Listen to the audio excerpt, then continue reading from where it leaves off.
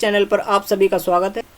जियो concept नामक इस channel पर आप सभी का स्वागत है। आज का यह वीडियो प्रैक्टिकल ज्योग्राफी पर आधारित है, जिसमें हम लाइन ग्राफ या लेखा आलेख को समझने का प्रयास करेंगे। साथ ही एक वास्तविक उदाहरण के द्वारा इसके निर्माण की संपूर्ण प्रक्रिया को डिजिटल रूप में प्रदर्शित भी करेंगे।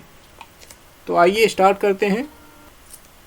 रेखा आलेख एक ऐसा कर्व है जिसे दो निर्देशांकों की सहायता से बिंदुओं को अंकित किया जाता है और इन अंकित बिंदुओं को एक सरल रेखा के द्वारा मिलाया जाता है। फिर इस प्रकार से जो आलेख बनता है उसे हम रेखा आलेख या लाइन ग्राफ कहते हैं।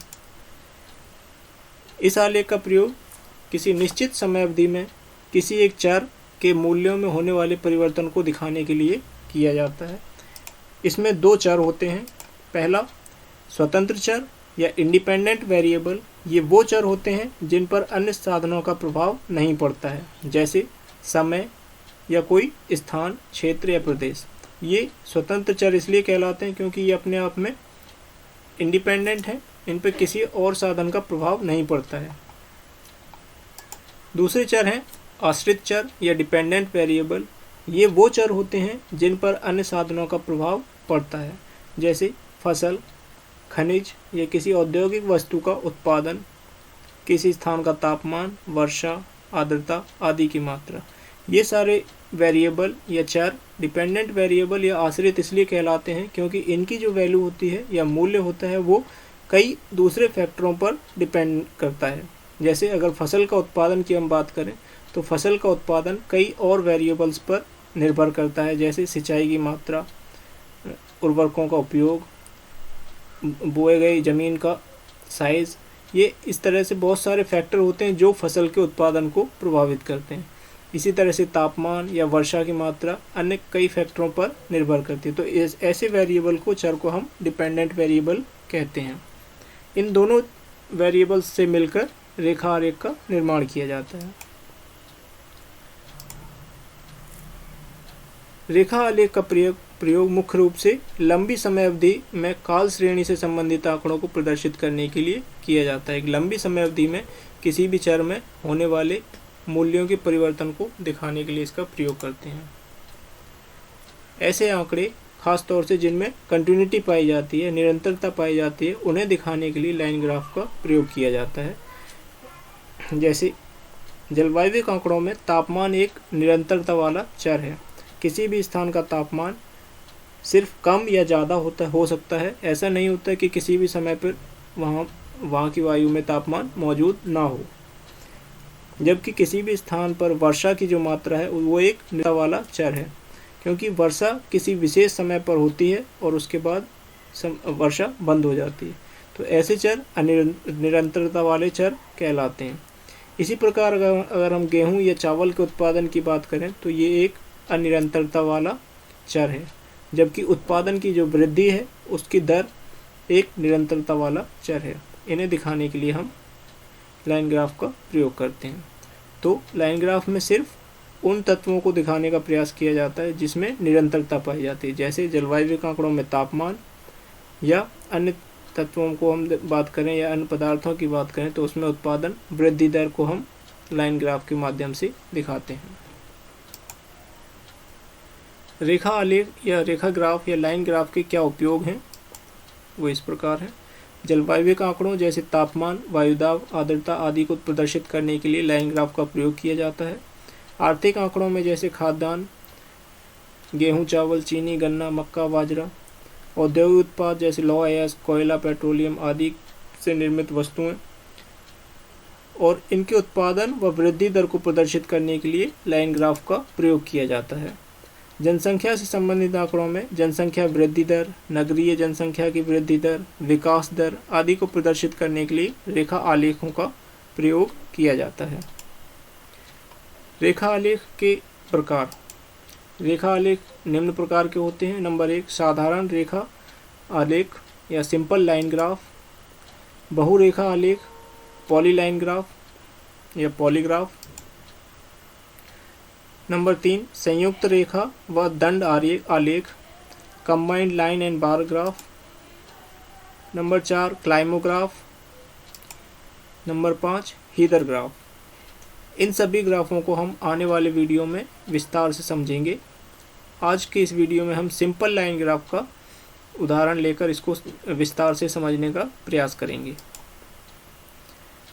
लाइन ग्राफ की रचना हेतु ध्यान देने योग्य बातें। नंबर 1, रेखा आलेख की रचना ग्राफ पेपर पर या उसकी सहायता से करने से बहुत आसानी से और शुद्धतापूर्ण ढंग से लाइन ग्राफ बनाया जा सकता है। नंबर 2, दोनों चरों को प्रदर्शित करने के लिए उपयुक्त मापक का चुनाव करते समय दोनों चरों के विस्तार के साथ साथ उस ग्राफ पेपर का भी के आकार का भी ध्यान रखना चाहिए जिस पर हमें यह आलेख बनाना है। अर्थात पेपर का साइज और दोनों चरों का विस्तार, उनकी रेंज को ध्यान में रखते हुए हम मापक का निर्धारण करते हैं। दोनों अक्षों पर चरों के मान सुविधाजनक पूर्णांकों में मापी गई इकाई के साथ स्पष्ट रूप में लिख देना चाहिए। जैसे जब बहुत बड़े अंकों में मात्रा दी गई हो या मूल्य दिया गया हो तो हम उसे हजार, लाख या करोड़ों में प्रदर्शित करते हैं। अर्थात जैसे हमारे पास बहुत बड़ी इकाई है तो उसको हम 1, 2, 3, 4 इस तरह से करके उसके साथ लाख या करोड़ का शब्द लिख देते हैं ताकि अंकों को सुविधाजनक ढंग से पढ़ा जा सके। और साथ ही साथ इसके साथ ये भी अंकित कर देते हैं कि उसमें हम किस इकाई को दिखा रहे हैं। अगर मान लीजिए किसी खाद्यान्न का उत्पादन दिखा रहे हैं तो वहाँ पे हम टन का इस्तेमाल करेंगे। तापमान दिखा रहे हैं तो वह सेंटीग्रेड या फ़ारेनहाइट का प्रयोग करेंगे। या भूमि का आकार दिखा रहे हैं तो वहाँ पे गज या फिर हेक्टेयर का हम प्रयोग करते हैं। इस प्रकार अक्ष पर चरों का मान और उसको सुविधाजनक पूर्णांकों में वहाँ स्पष्ट रूप से लिख देते हैं। एक बार जब हम अक्षरेखा बना देते हैं तो उन पर चरों को मूल्यों को अंकित कर दिया जाता है। फिर निर्देशांकों की सहायता से ग्राफ पर बिंदुओं को निर्धारित करके उसको प्लॉट कर दिया जाता है। उसके बाद इन निर्देश बिंदुओं को मिलाते हुए एक सरल रेखा खींची जाती है जो कि रेखा आरेख का निर्माण करती है। जब एक से अधिक आलेखों का हमें ग्राफ पर निर्माण करना हो तब उस दशा में हम क्या करते हैं कि हर एक रेखा के लिए अलग रंग का प्रयोग कर सकते हैं या फिर प्रत्येक रेखा के लिए अलग डिजाइन की लाइन बना सकते हैं। जैसे सरल रेखा हो सकती है, सीधी लाइन, डॉटेड लाइन हो सकती है या फिर टूटी हुई डैश डैश करके लाइन हो सकती है। इस तरह से हम अलग अलग लाइनों का प्रयोग करते हैं ताकि अलग अलग वेरिएबल को प्रदर्शित करने वाली लाइनों में डिफरेंस क्रिएट किया जा सके, उसको आसानी से देखा जा सके, समझा जा सके। रेखा आलेख का एक उदाहरण के द्वारा हम रेखा आलेख का निर्माण करेंगे और उसको समझने का प्रयास करेंगे। प्रश्न 1, निम्न तालिका में दिए गए शिमला के औसत मासिक तापमान को उपयुक्त आलेख के द्वारा प्रदर्शित कीजिए। और ये नीचे टेबल में एक डेटा दिया गया है। सबसे पहले जब हम ग्राफ बनाएंगे तो हमें क्या देखना है कि जो भी हम ग्राफ बना रहे हैं, ये लाइन ग्राफ बनाना है, हमें उसका मापक निर्धारित करना है। और मापक को बनाने के लिए हमें ध्यान रखना है कि हमारा पेज का साइज़ क्या है और दूसरा जो हमारा वेरिएबल है या चर है उसकी रेंज क्या है। तो इस डेटा में हम देख पा रहे हैं कि यहाँ पे मिनिमम टेम्परेचर 5.2 है जो कि जनवरी महीने में है, जबकि मैक्सिमम टेम्परेचर जून के महीने में है जो कि 20.3 है। तो इन दोनों का अगर हम गैप देखें तो हमारे पास रेंज आती है 15 डिग्री सेल्सियस की। तो हमारे पास जो ग्राफ जो हम बना रहे हैं वो 10 सेंटीमीटर का बनाएंगे और यहाँ पे मैक्सिमम जो वैल्यू है वो आपकी 20.3 है। तो हम इसका निर्धारण करते हैं कि 1 सेंटीमीटर के द्वारा हम 2 डिग्री सेल्सियस का तापमान दिखाएंगे।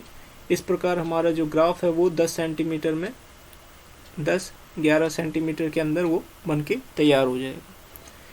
तो हम यहाँ पे स्केल लिया है 1 centimetre is equal to 2 centigrade.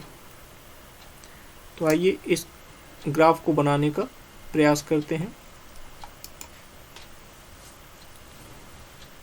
सबसे पहले आप क्या करेंगे, जो भी आपका पेज है फाइल का उसका आधा इंच का गैप लेकर या 1 सेंटीमीटर का आप गैप लेकर पेज का बॉर्डर बनाएंगे, जैसा कि आपको स्क्रीन पे दिखाई दे रहा है।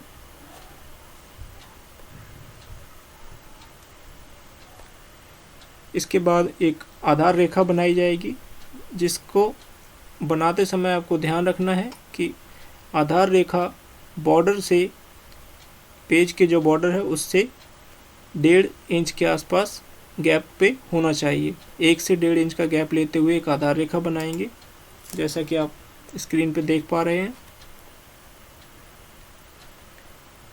इसके बाद आधार रेखा के बाईं ओर से एक लंबवत रेखा खींचेंगे, जिसको हम मापक रेखा कहते हैं। इस प्रकार से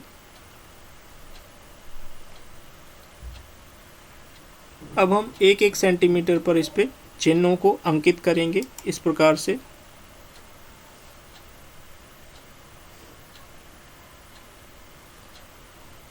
इसके बाद इसके द्वारा प्रदर्शित की गई मूल्यों को या अंकों को वहाँ पर प्रदर्शित कर देंगे, जैसा कि आप देख पा रहे हैं स्क्रीन पर।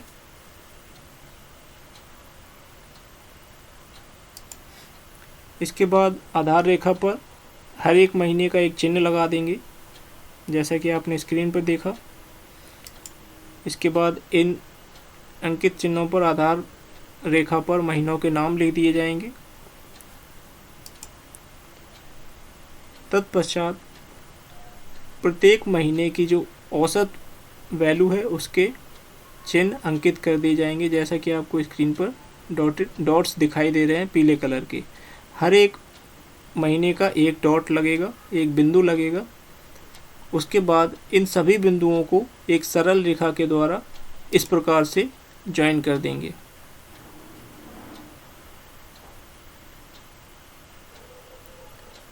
ये करने के बाद हमारा जो चर है उसका यहाँ पे वैल्यू या मूल्य लिख दिया जाएगा मापक रेखा पर।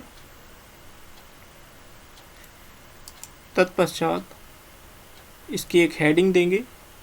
ये डेटा हमारा शिमला का है तो हम वहाँ पे शिमला लिख देंगे। उसके बाद इसमें किस चर को दिखाया जा रहा है वो चर का वहाँ पे टाइटल ऐड कर देंगे। तो इस प्रकार हमारा जो लाइन ग्राफ बना है इसका शीर्षक है शिमला मीन मंथली टेम्परेचर, और ये आपका लाइन ग्राफ बनकर तैयार हो गया है। इस लाइन ग्राफ में हमने टेम्परेचर को दिखाया है। टेम्परेचर भी कौन सा? Mean monthly temperature of Shimla. यहाँ अभ्यास के लिए कुछ प्रश्न दिए गए हैं, जिनका अभ्यास करके आप लाइन ग्राफ को के निर्माण की प्रक्रिया को बेहतर ढंग से समझ पाएंगे। प्रश्न इस प्रकार है, निम्न तालिका में दिए गए चेन्नई के औसत मासिक तापमान को उपयुक्त आलेख के द्वारा प्रदर्शित कीजिए। डेटा इस प्रकार है। प्रश्न नंबर 2, निम्न तालिका में दिए गए आगरा के औसत मासिक तापमान को उपयुक्त आलेख के द्वारा प्रदर्शित कीजिए। डेटा इस प्रकार है। इन आंकड़ों के आधार पर आप लाइन ग्राफ की रचना कीजिए, के निर्माण की प्रक्रिया को समझने का प्रयास कीजिए।